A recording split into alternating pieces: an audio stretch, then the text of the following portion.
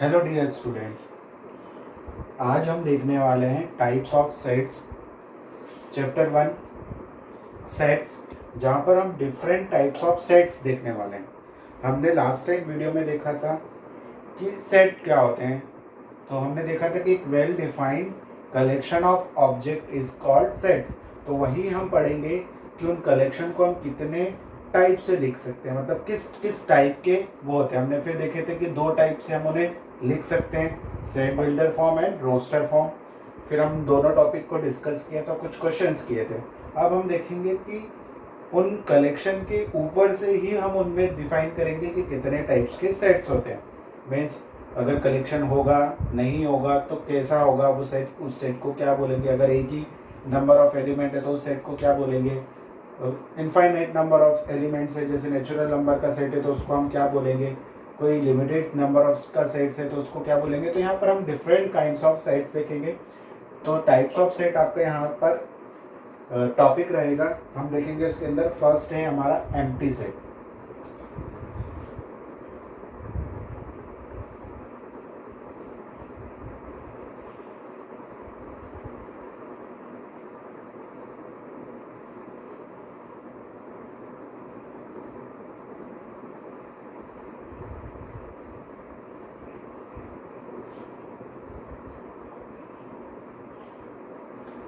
अब यहाँ पर हम एम्प्टी सेट और नल सेट और वॉइड सेट, आप इसको किसी भी नेम से देख सकते हो। आप डिफरेंट डिफरेंट बुक्स में यहाँ पर या हम इसको डिफरेंट डिफरेंट नेम से भी प्रोनाउंस करते हैं। जैसे अगर मैंने एम्प्टी सेट बोला है तो उसको आप नल सेट भी बोल सकते हो, वॉइड सेट भी बोल सकते हो। तो एम्प्टी सेट से ही पता चल रहा है कि खाली, पूरा खाली, मतलब जैसे मैं बोल रहा हूँ कि एक एम्प्टी रूम है, मतलब यहाँ पर कुछ नहीं है। तो हम ऐसे ही बोल सकते हैं एक ऐसा सेट जिसके अंदर कोई एलिमेंट हो, कोई एलिमेंट ना हो। तो हम लिख सकते हैं a set is said to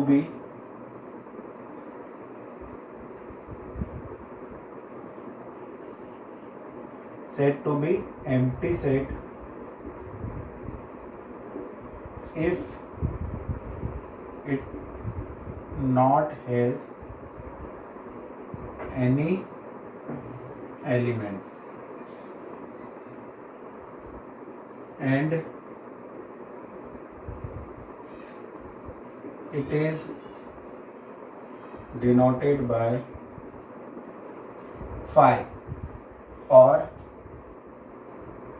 empty set। आप या तो उसको इस फॉर्म से डिनोट कर सकते हो या इस तरीके से डिनोट करते हो। तो a set is said to be empty set if it not has any element, it has not any element।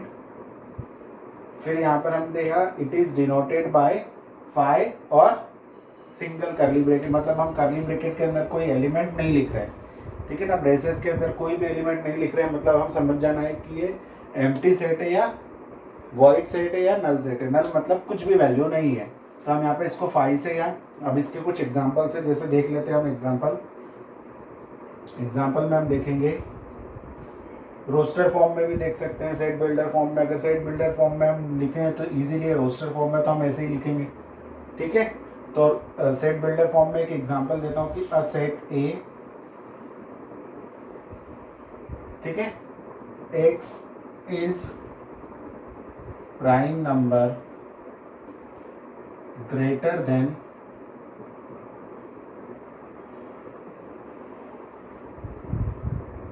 2 and x belongs to, या x is a prime number and x is even prime number, हम यहाँ पे लिख सकते हैं even prime number greater than 2। तो यहाँ पर हम एक ऐसा प्राइम नंबर चूज करेंगे जो 2 से बड़ा और ग्रेटर देन 2।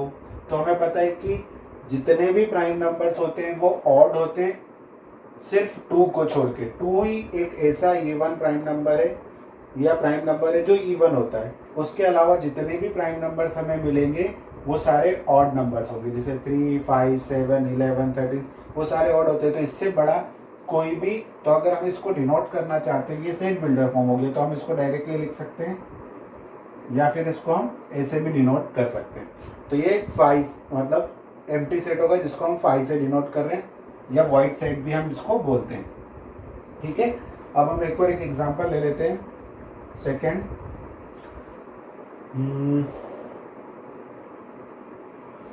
जैसे हाँ ये हो सकता है कि example x belongs to natural number and x lie between 2 and 3। ठीक है ना, x की वैल्यू नेचुरल नंबर है और x 2 और 3 के बीच में लाई कर रहा है, तो ये भी हमारा इस टाइप का सेट क्या होगा, एम्प्टी सेट होगा। 2 से ग्रेटर और 3 से लेस देन ऐसी x की कोई नेचुरल नंबर होता ही नहीं है, तो यहाँ पर भी हम इसको 5 से डिनोट कर सकते हैं। ठीक है, तो इस टाइप से आप एग्जांपल्स लिख सकते हो कि ऐसा सेट जिसके अंदर कोई एलिमेंट नहीं हो तो उसको हम बोलेंगे एम्प्टी सेट। अब हम देखते हैं नेक्स्ट टाइप। दूसरा टाइप है हमारा सिंगलटन सेट। ठीक है ना, सिंगलटन सेट यहाँ से सिंगल से ही पता चल रहा होगा कि जिसके अंदर एक ही एलिमेंट हो। तो a set is said to B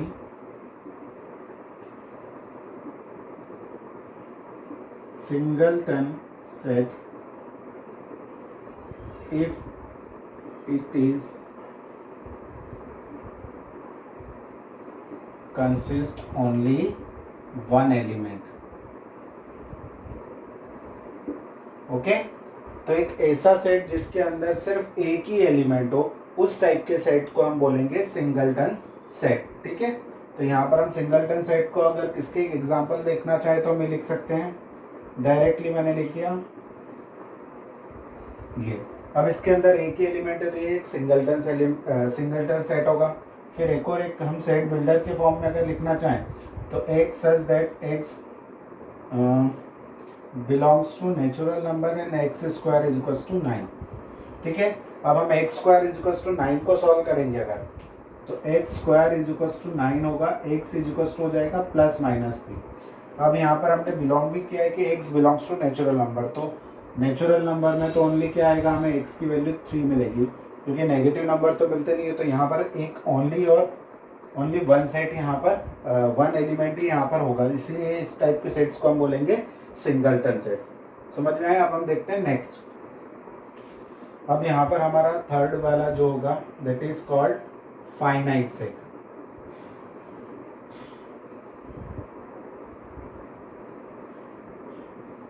okay, finite set क्या होगा हमारा, अब ये नाम से ही पता चल रहा है फाइनाइट इनफाइनाइट। फाइनाइट मतलब जहाँ पर हम जिसकी वैल्यू हमें पता हो, दैट इज इस टाइप के सेट्स को हम फाइनाइट। इनफाइनाइट मतलब जिसकी वैल्यू हमें नहीं पता। तो यहाँ पर हमें फाइनाइट से ही समझ जाना है कि a set is said to be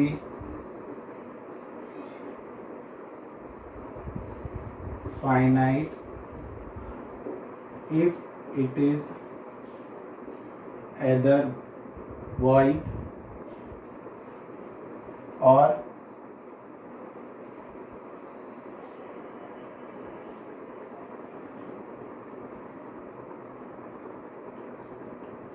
it can consist countable number of elements।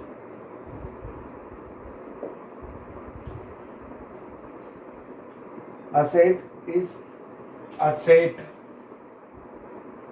said to be finite if it either void or it can consist countable number of elements। या इसके अंदर एक सेट को हम इस टाइप से बोल सकते हैं कि जिसके अंदर के एलिमेंट्स को हम काउंट कर सकते हैं। जैसे मैंने लिखा 1 to 100 के बीच का 1 to 100 लिख दिया कि सारे नेचुरल नंबर बिटवीन 1 to 100, तो हमें पता है कि उसके अंदर कितने एलिमेंट होंगे, 100 एलिमेंट होंगे। तो ऐसे नंबर्स को हम ऐसे नंबर्स जिनको हम काउंट कर सकते हैं, उस टाइप के सेट को हम बोलेंगे फाइनाइट सेट, जिसके अंदर के एलिमेंट को हम गिन सकते हैं कि ये इतने होंगे। जैसे इस होम में जितनी भी बुक्स हैं या जितने भी हम किसी लाइब्रेरी में बुक्स हैं तो उनको हम काउंट कर सकते हैं, number of books in a library. तो हम यहाँ पर काउंट कर सकते हैं कि कितनी बुक है, तो वो एक फाइनाइट सेट के अंदर आएगा। ठीक है ना, तो हम उसको फाइनाइट सेट बोलेंगे।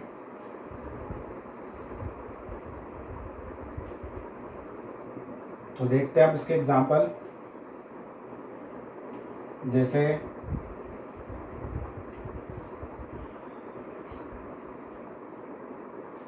AEIOU, ये आपके अंदर, इसके अंदर 5 एलिमेंट है, हम यहाँ पर बता सकते हैं कि ठीक है।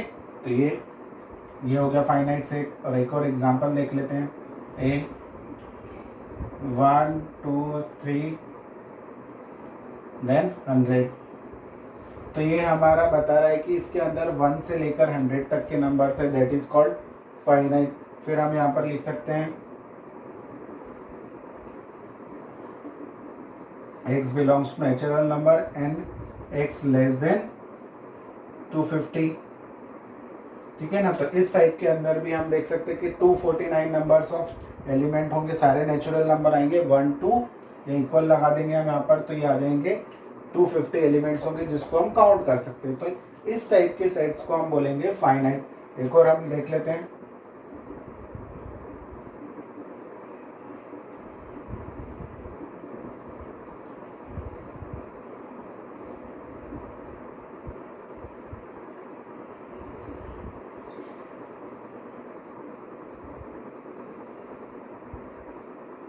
ठीक है ना। X is a number of books in a school library. School library में number of books in my school library, तो हम यहाँ पर लिख सकते हैं कि वो काउंट हो सकती है। इस टाइप के सेट्स को हम बोलेंगे फाइनाइट सेट, जिसके अंदर के एलिमेंट को हम काउंट कर सकते हैं, उस टाइप के सेट को हम बोलेंगे फाइनाइट सेट।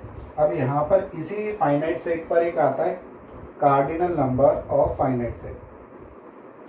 यहाँ पर एक टॉपिक आता है cardinal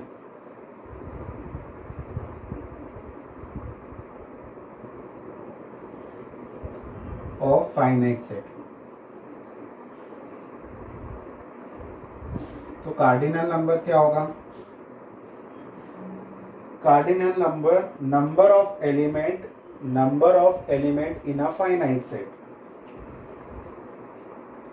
it is a number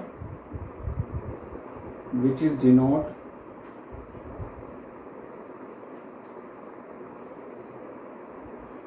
number of element in a finite set. एक फाइनाइट सेट के अंदर कितने नंबर ऑफ एलिमेंट्स है, तो उसको हम बोलेंगे कार्डिनल नंबर।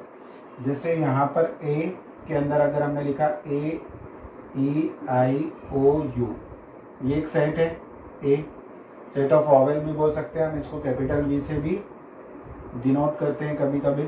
तो इस टाइप के सेट को हम बोलेंगे।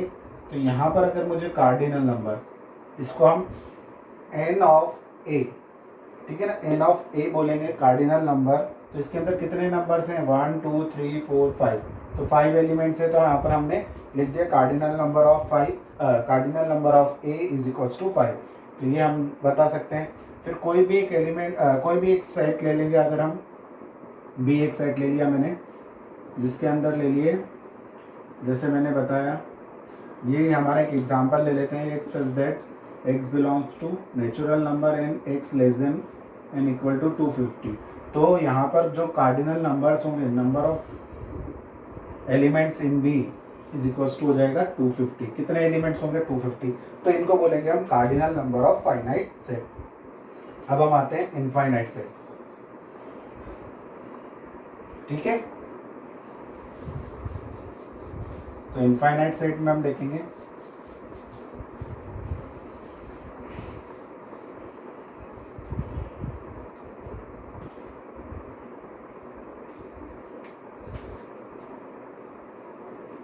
Infinite set. अब नाम से ही पता चल रहा है, जैसे फाइनाइट सेट में हम क्या था, जिसके नंबर ऑफ एलिमेंट हम काउंट कर सकते हैं, जिसमें काउंटेबल नंबर ऑफ एलिमेंट्स है। तो a set is said to B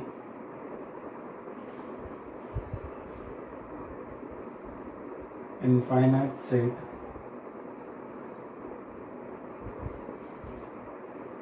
a set is said to be infinite set if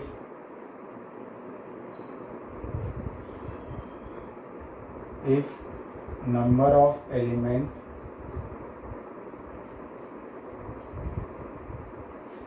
of element cannot be listed,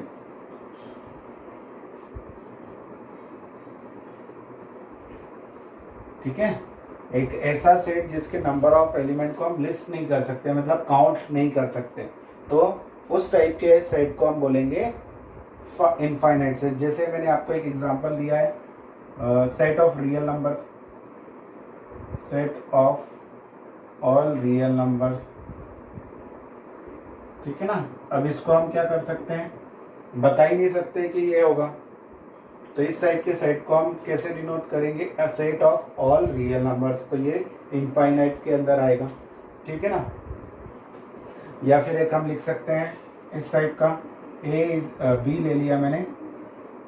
अब मैं बी, अगर मुझे फाइनाइट रोस्ट, जैसे मैं लिखाता हूँ आपको, x belongs to x is real number between x belongs to 2 and 3, तो ये इस टाइप का जो सेट होगा, ये सेट बिल्डर फॉर्म में ही हम लिख सकते हैं। रोस्टर फॉर्म में तो हम उसको डिनोट ही नहीं कर सकते इनफाइनाइट सेट को, कि बहुत कम चांसेस है कि हम उसको डिनोट कर पाएँ। कुछ टाइम पर हम उनको सेट बिल्डर फॉर्म में ही लिखेंगे। जैसे अगर मुझे एक सेट लिखना है तो मैं ये लिख सकता हूँ 1 2 3 एंड सो ऑन। तो इस टाइप का अगर मैंने लिख दिया तो ये सेट ऑफ नेचुरल नंबर भी बोल सकते हैं, और ये हम कुछ पर्टिकुलर कंडीशन में इसको डिनोट कर सकते हैं। तो ये जैसे अब इसको मुझे डिनोट करना है रोस्टर फॉर्म में, तो मैं इसको लिख ही नहीं सकता रोस्टर फॉर्म में, तो यहाँ पर मैं उसको सेट बिल्डर फॉर्म में ही लिखूंगा, कुछ पर्टिकुलर प्रॉपर्टी के थ्रू ही लिख पाऊंगा इसको फाइनाइट सेट को। ये भी एक फाइनाइट सेट है। नेचुरल नंबर का जो सेट होता है वो इनफाइनाइट सेट है। तो यहाँ पर हमें पता है कि इसमें नंबर ऑफ एलिमेंट्स कितने हैं, हमें पता ही नहीं है कितने हैं। आप जहाँ पर रोकोगे वो फाइनाइट सेट में कन्वर्ट हो जाएगा। अभी तो ये इनफाइनाइट सेट है, मीन्स नेचुरल नंबर हम 1 से लेकर स्टार्ट कर रहे हैं और पता नहीं कहाँ पर खत्म होगा, तो जहाँ पर खत्म होगा तो वो होगा, ठीक है। तो ये इस टाइप का जो सेट्स होंगे दैट इज इनफाइनाइट। अब जैसे 2 और 3 के बीच में कितने रियल नंबर होंगे, तो इनफाइनाइट रियल नंबर्स होंगे, उसको हम बता नहीं सकते।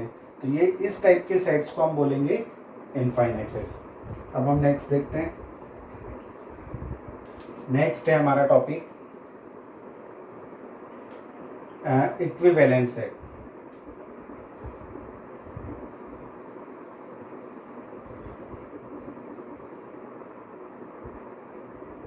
अभी इक्विवेलेंस सेट क्या होता है,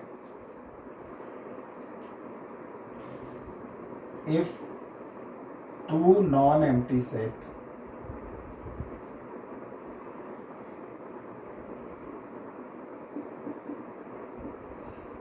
if two non-empty sets A and B consist same number of element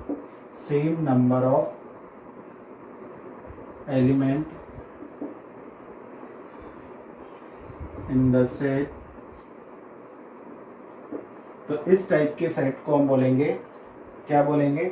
अब यहाँ पर एक कंडीशन होती है, if number of element in A is equals to number of element in B, means cardinal number of A and cardinal number of B, इस टाइप की हमें कंडीशन मिलेगी किसी भी सेट्स में, तो हम उसको बोलेंगे इक्विवेलेंस सेट। क्या बोलेंगे, तो A and B are equivalence sets. क्या होगा, इक्विवेलेंस सेट होगा, ठीक है ना। जैसे हम देखते हैं कि एक सेट है A इज इक्वल्स टू, एक एग्जांपल ले लिया 1 2 3, then B is equals to A B C, तो नंबर ऑफ एलिमेंट्स कितने हैं इसके अंदर 3, इसके अंदर कितने हैं, कार्डिनल नंबर ऑफ एलिमेंट्स कितने हैं इसमें 3, तो नंबर ऑफ एलिमेंट A के अंदर 3 है, नंबर ऑफ एलिमेंट क्या है B के अंदर, तो A and B are equivalence है। तो A and B are equivalence sets, ठीक है। तो ये हम बता सकते हैं कि दोनों इक्विवेलेंसेस है।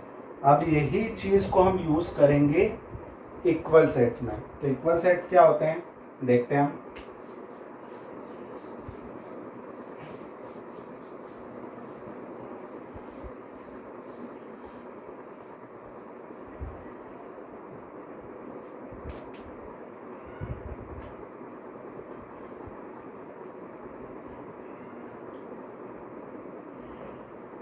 ये है नेक्स्ट हमारा इक्वल सेट।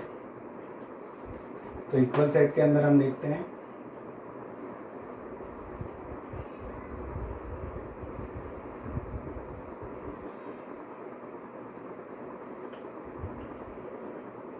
देखो if two non empty sets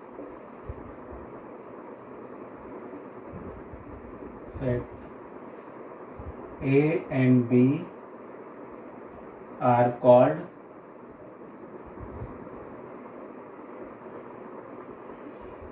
equal sets if अगर दो सेट हैं आपके पास नॉन एम्प्टी, तब वो हम उनको इक्वल सेट बोल सकते हैं if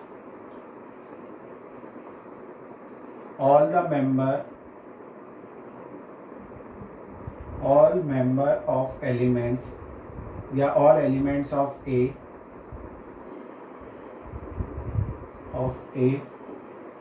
belongs to,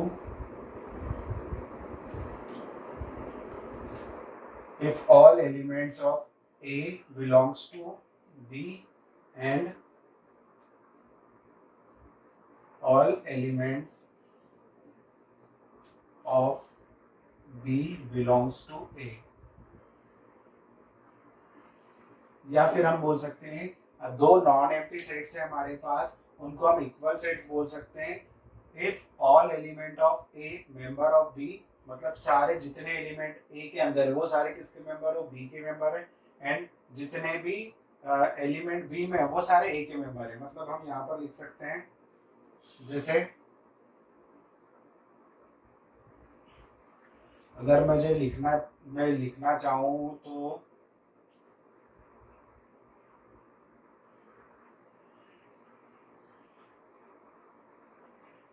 x belongs to integer and x square is equals to 9, ठीक है, ये एक हमारा हो गया।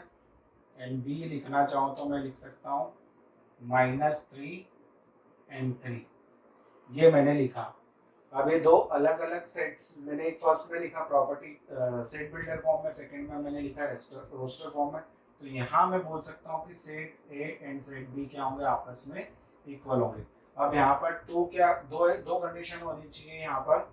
सबसे पहले इस सेट के लिए दो कंडीशन क्या रिक्वायर्ड है वो मैं बता देता हूँ। दो कंडीशन यहाँ पर ये है। फर्स्ट कंडीशन है हमारी कंडीशन फॉर इक्वल सेट क्या होनी चाहिए, number of element in A and B are से, मीन्स जितने नंबर ऑफ एलिमेंट ए में है उतने ही नंबर ऑफ एलिमेंट आपको कहाँ मिलने चाहिए, बी में मिलने चाहिए। फिर सेकंड कंडीशन क्या है, if A belongs to A and B A is also belongs to B। अगर कोई भी एक एलिमेंट है जो A में बिलोंग कर रहा है तो B में भी बिलोंग करना चाहिए, मतलब दोनों में वो एलिमेंट होना चाहिए। जैसे यहाँ पर -3 और 3, यहाँ पर नंबर ऑफ एलिमेंट तो इक्वल होने ही चाहिए, साथ साथ में वो एलिमेंट भी सेम होने चाहिए, तभी हम बोलेंगे कि वो इक्वल सेट होगा। तो ये इम्प्लाइज यहाँ पर आएगा हमारा A is equals to B, ठीक है ना। ये दो कंडीशन अगर हमने प्रूव कर दी तो A इज इक्वल्स टू क्या होगा, B, A और B दोनों इक्वल सेट्स होंगे। तो यहाँ पर हमने ये सारे टाइप्स ऑफ सेट्स देख लिए। अब इसके बाद हम देखेंगे एक्सरसाइज 1 बाय 1। आपकी एक्सरसाइज के